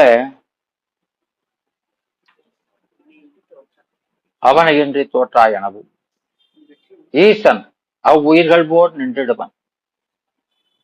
ஈசன் அந்த உயிர் கண்ணு கூட எப்படி நிக்குதோ அது மாதிரி இந்த உயிர் கூட நிற்பான். அதான் ஈசன் அவ்வுயிர் போல் நின்றுடுவன்னா அர்த்தம். அந்த உயிர் கண்ணு கூட எப்படி நிக்குதோ அத மாதிரி இந்த உயிர் கூட ஈசன் நிற்பான் இல்லையா? நின்றுடுவன், அப்படி கலந்து நிற்பான். அந்த ஆன்மாவோடும் பொருளோடும் கலந்து நின்றால் என்று உயிர் பொருளை விடையத்தல் இயலாது. இதைத்தான் காரைக்கால் அம்மையார் அந்த அற்புத திரு அந்தாதி 20வது பாட்டு இல்லையா? அறிவானும் தானே அறிவிப்பான் தானே அறிவாய் அறிகின்றான் தானே. சொல்லுமா. அறிகின்ற மெய்ப்பொருளும். ஆமா, விரிசுடர் பார் ஆகாயம் எப்பொருளும் தானே அவன் சொல்றாரா இல்லையா? அப்போ அறிவானும் தானேன்னா முதல்ல வரக்கூடிய அறிவானும் தானேங்கிறது என்னது? என்னடா? ஆமா, முதல்ல சொல்லக்கூடிய அறிவானும் தானேங்கிறது நாம் எதை அறிய வேண்டும்? நாம எதை? அது அந்த சிவப்பிரகாசம் 67வது பாட்டு, சிபி 67. என்னம்மா சொல்லுங்க. ஏமா சிவப்பிரகாசம்மா சொல்லுங்க.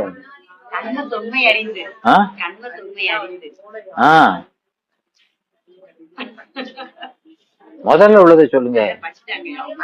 அதான் அவங்க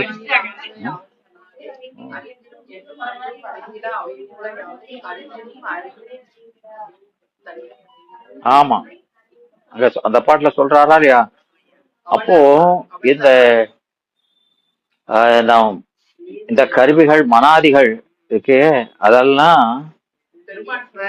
ஆமா அது உயிர் செலுத்த சென்று அறியுது இல்லையா? ஆனா நாம எப்படி அறிகிறோம்ங்கிறது அதுக்கு தெரியாது இல்லையா? அதே போல உயிர்கள் அறியும். இறைவன் காட்ட அறியுது, அவன் காட்டுறான். நாம எத்தனையோ அறிந்து அனுபவிக்கிறோமா இல்லையா? எப்படி அனுபவிக்கிறோம்னு தெரியுமா? ஏன் தெரியாது? ஏமா தெரியாது? நாம நடக்கிறோம்னு தெரியுது, எப்படி நடக்கிறோம்னு தெரியுதா? தெரியாது. என்னமோ நாம தான் கைய கால ஆட்டம் நடக்கும். இல்ல, அது நடக்கிறதுக்குள்ள எத்தனையோ சமாச்சாரங்களை கருவிகளை இயக்குறோம். அதெல்லாம் நாம 5ஆம் வகுப்பு படிக்கும் போது பார்த்தோமா இல்லையா? ஒரு செயல் நடக்குன்னா அதுக்கு எத்தனை கருவி இன்வால்வ் ஆகுதுன்னு அத்தனையும் இயக்கித்தான். ஆனா நாம அதெல்லாம் தெரியவா செய்யுது? நாம அப்படி சும்மா காலம் மாத்தி வைக்கும் நடக்கும். ஸ்ட்ரோக் வந்தவனும் காலம் வைக்காம காலை அசைய மாட்டுக்கு, கையை அசைய மாட்டுக்கு இல்லையா? முடியுதா இல்லையம்மா? ஆமா. அப்போ நீங்க இப்போ இந்த டப்பாவை காமிக்க, இத நீங்க பாக்குறீங்களா இல்லையா? எப்படி பாக்குறீங்க? எப்படிமா பாத்தீங்க? என்னம்மா?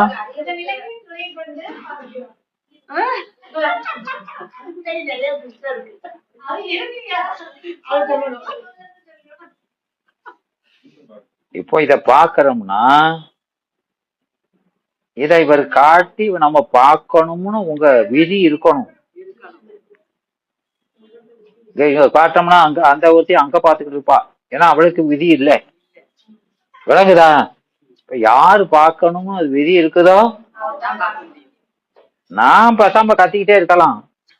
ஆனா யாரு அறியணும்னு இருக்குதோ அவங்களுக்கு தான் போகும் இல்லையாமா? அப்ப நாம அறியது கூட பெருமானுடைய துணை இல்லாம நாமளா நீங்க முக்கி முக்கி எவ்வளவு கவனிச்சு பார்த்தாலும் என்ன சொல்றாங்க முடியாது.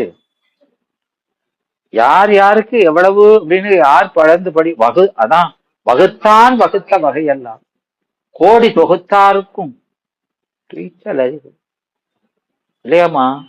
கோடி கோடியா சம்பாதிச்சு வச்சிருக்கான், அனுபவிச்சிருக்கவங்களுக்கு இல்ல. இல்லையா? அது போல நீங்க வகுப்புக்கு வர்றதுக்கு விதி இருக்கலாம், பாடம் விளங்குறதுக்கு விதி இல்லைன்னு இல்ல. என்னமா? ஆமா. அப்போ அங்க இருக்கிறதுக்கு இங்க வர்றத வரைக்கும் தான் உங்களுக்கு புண்ணிய செஞ்சிருக்கு. விளங்குறதுக்கு இன்னும் அப்ப இங்க இருந்து தெரியாட்டா கூட வந்து இருக்கிறோம் அப்படின்னு அந்த முயற்சி செய்யறதுனால பார்த்து பெருமான் இறக்கப்பட்டு தான் என்ன செய்யணும். இந்த புள்ள ரொம்ப நாளா முயற்சி பண்ணுது, இதுக்கு கொஞ்சம் விளங்க வைப்போம் அப்படின்னு. அதான் அறிவானும் தானே. இப்ப நம்ம பார்க்கணும்னா முதல்ல அது இருக்கணும். அப்போ அந்த நேரத்துல இருந்தா அதுக்குள்ள காலம் வந்திருக்கணும். எந்த நேரத்துல அறியணும், எவ்வளவு நேரம் அறியணும், எத்தனை % அறியணும் அப்படிங்கறதெல்லாம் அங்க இருக்கும். விளங்குதா? அதத்தான் அதெல்லாம் எப்படி அது வினைக்கு தகுந்தாற் போல இவன் அறிவினுடைய தகுதிக்கு இவ்வளவுதான் அறிவிக்கணும். அது ஓர வஞ்சம் இல்லை. இந்த குழந்தை சின்ன குழந்தைன்னா இந்த பச்சையம் குழந்தை இது 2 மணி நேரம் தான் தொடர்ந்து முழிச்சிருக்க முடியும். அதுக்கு மேல இது தூங்கத்தான் செய்யணும். தூங்கினாதான் அடுத்தாப்புல ஒரு 1 மணி நேரமோ 2 மணி நேரமோ முழிச்சு இருக்க முடியும். கைய காலம் அடிக்கிட்டு கிடக்குதா இல்லையா? அது செயல்படணும். அவ்வளவுதான். அது எனர்ஜி பூரா எக்ஸாஸ்ட் ஆயிருது அதுக்குள்ள. அதனால என்ன செய்யறான், அத செயல் இல்லாம தூங்க வைக்கிறான். விளக்குதாமா? அது மாதிரி உங்களை அறியாம முடக்கி வைக்கிறது அதுக்கு தான். உங்க அறிவு விளவுதான் தாங்குங்கிறது தான். இல்லையாமா? அதுதான் அந்த பேதித்து நம்மை வளர்த்து எடுத்த பெய்வளைதன் பாதத்திறம்பாடி ஆடைகள். ஒவ்வொரு ஆன்மாவையும் அளந்து அளந்து அளந்து அளந்து இவனுக்கு விழவறிவிச்சா போதும், இவனுக்கு விழவறிவிச்சா போதும் பார்த்து பார்த்து செய்யறானே. அதை நினைச்சாலே உனக்கு அழுது வரணுமே, ஞானம் வந்துருமேங்க. விளங்குதாமா? ஆமா. அதனால அந்த நேரம் வரணும். வந்தா பெருமான் நீங்க எவ்வளவு அரியன் இருக்கோ அதுக்கு தாந்தாற் போல கருவிகள் கலை கலை விளங்கணும்னா கலையை எது செலுத்தணும்? என்னமா? கலையை எது செலுத்தணும்? எல்லாம் மறந்து போச்சுப்பா. நம்ம செயலாற்றல் வேலை செய்யணும்னா இறைவனுடைய பொது வகை கிரியாசக்தி விந்து தத்துவத்தை செலுத்தி அந்த விந்து தத்துவம் கலையை செலுத்தணும். அந்த கலையை செலுத்தினா உங்களுக்கு செயல் கொஞ்சம் வேலை செய்ய ஆரம்பிக்கும் இல்லையா? கிரியாசக்தி விளங்கும். விளங்குதா? அப்புறம் அவனுடைய பொது வகை ஞானாசக்தி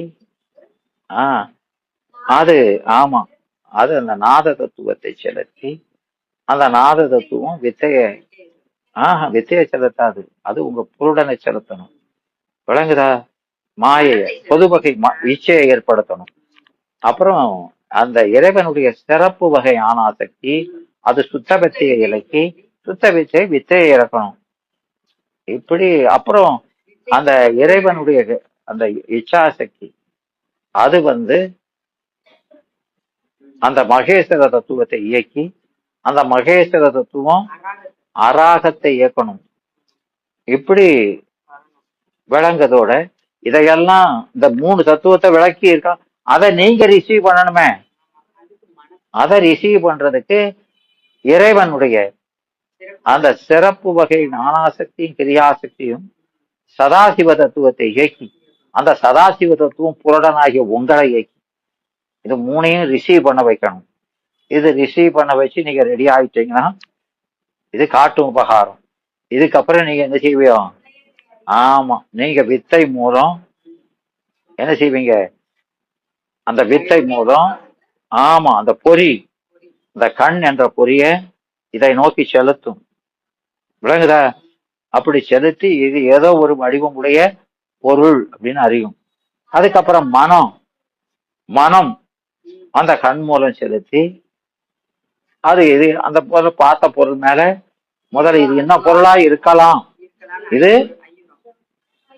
ஆமா இது ஒரு கண்ணாடி வைக்கிற டப்பாவா இல்ல சோப் டப்பாவா என்ன அப்படி எதுன்னு அது ஒரு நிச்சயம் பண்ணும். அதுக்கப்புறம் அந்த மனம் சித்தமாய் நின்று முச்சவு பண்ண பிறகு அது அந்த பழைய புத்தியில இருந்து முன்னால இதே மாதிரி டப்பா பார்த்தோமே அது என்ன டப்பாவா இருக்கும் அப்படின்னு அது வர, அப்போ அது வேற மாதிரிலாம் இருந்தது அப்படின்னு அது மனமாய் நின்று ஐயப்படும். முதல்ல செஞ்ச முடிவு மேல ஐயப்பட்டு நிற்கும். அப்படி ஐயப்பட்டு நின்னதுக்கு அப்புறம் இது என்னன்னு கண்டுபிடிச்சிடணும் அப்படின்னு இறைவன் அந்த அகாரம், என்னது அகாரம், அகாரம்னு என்னது? ஆமா, அது அந்த சொல் பிரபஞ்சம் இருக்கா இல்லையா, அந்த சொல் பிரபஞ்சத்து மூலம் அதுல அகர உகரம் மகரம் இருக்கு.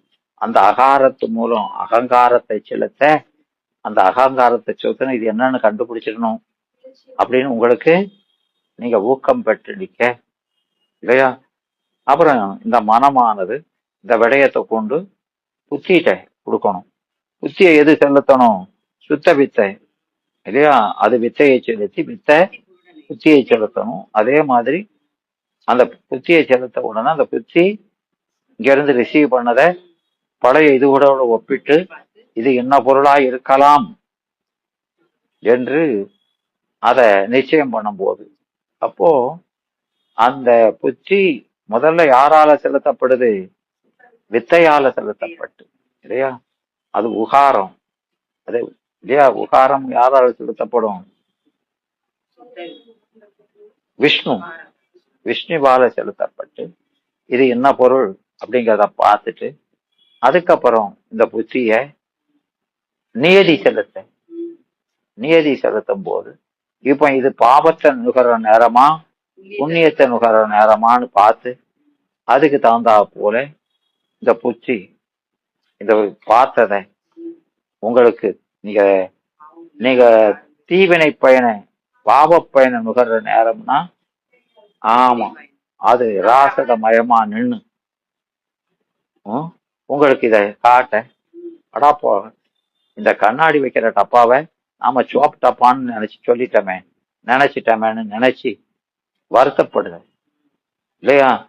இல்ல சரியா சொல்லிட்டீங்கன்னா நாம கரெக்டா சொல்லியிருக்கோம்னு அது மேல ஒரு இன்பம் இல்லைன்னா துன்பம், இது தன்வேதனை காட்சி இல்லையா. அதுதான் காணு உபகாரம். சித்தமா இருந்து இந்த அறிந்த விடயத்தை அசைபோடுதா இல்லையா. முதல்ல இது என்ன விடயம்னு பொதுவா பார்த்தது காட்டும் உபகாரம். அதுக்கப்புறம் அறிஞ்சதுக்கு அப்புறம் அதுல அழிந்து தன்வேதனை அடைதா இல்லையா, அது காணும் உபகாரம். அப்படி ஆயிட்டா அது வினையாயிருது. விளங்குதா? இப்போ ஒரு இதை பார்க்கறதுல இத்தனை கருவிகளை இயக்குறானா இல்லையா, விளக்குறானாம்லாமா. அதான் காணும். இவன் எதை அறியணும் எவ்வளவு அறியணும் அப்படிங்கிறத பாக்குறதான் அறிவானும் தான். விளங்குதா? ஆமா, இவனுக்கு இப்போ வினைபடி அவன் எதை அறியணும் அப்படிங்கிறத அறிவானும் தானே இல்லையா. அப்போ அதுக்கு தகுந்தாப்புல அறிவிப்பான் இல்லையா. அறிவிக்கிறது தான் காட்டு உபகாரம், அந்த கருவிகளை இயக்கிறது இல்லையா. அறிவாய் அறிகின்றான் தானேங்கிறமா இல்லையா, அதான் காணு உபகாரம்.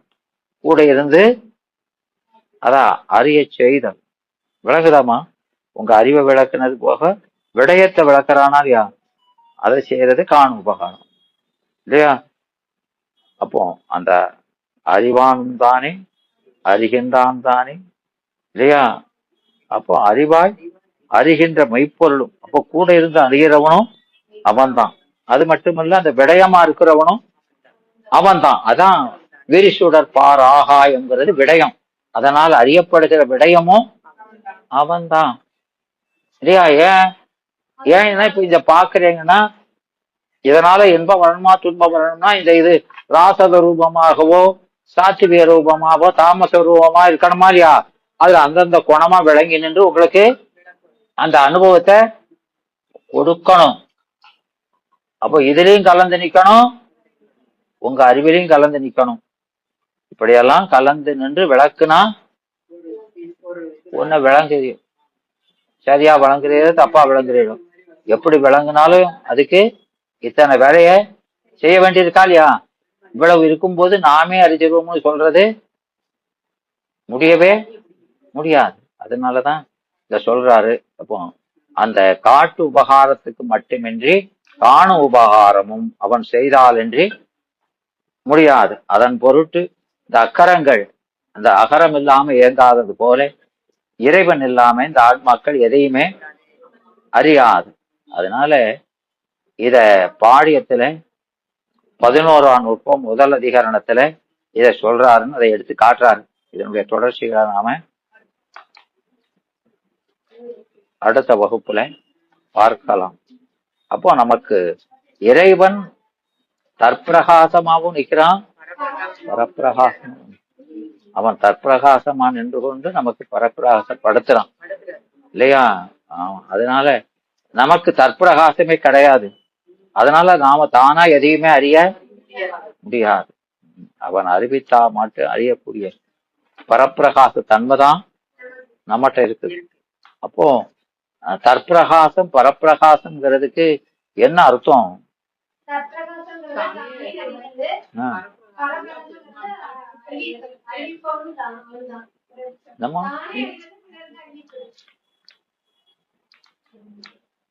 நீங்க நீங்க இப்ப பரப்பிரகாசம் உடையவன்னா பிறவுக்கு அணிவிப்பதா? பிறகு சொல்றீங்க பிரகாசம்னா பிறவுக்கு அணிவி என்னமா?